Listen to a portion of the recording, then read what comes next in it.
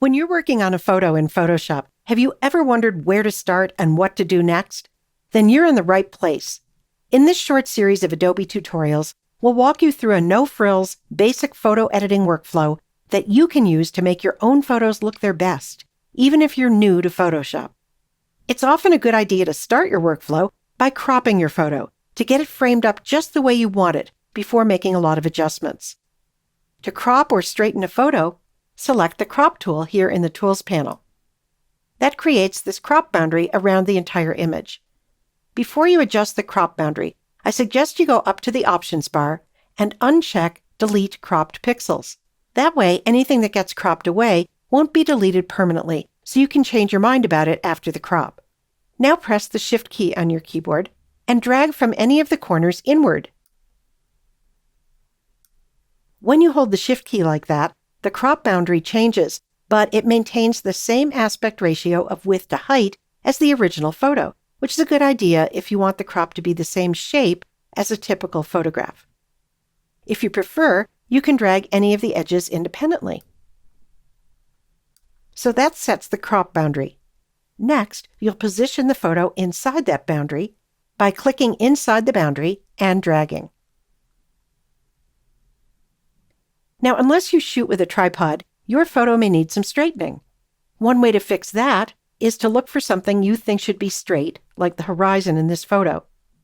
And then move your cursor just outside any of the corners of the crop boundary until it changes to a curved double-pointed arrow.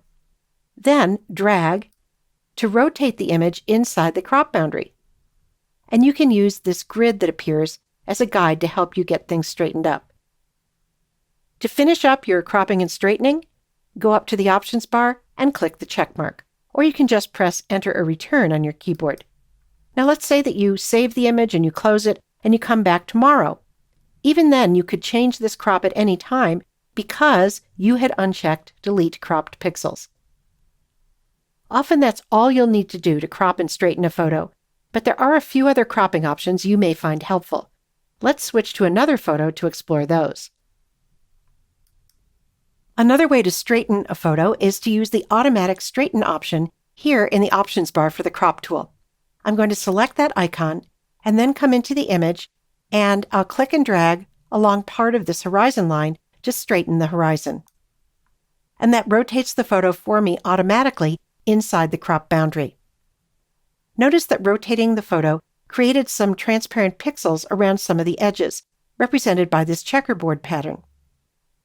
If I want to include more in the photo, I can drag any of the edges to include the checkerboard area,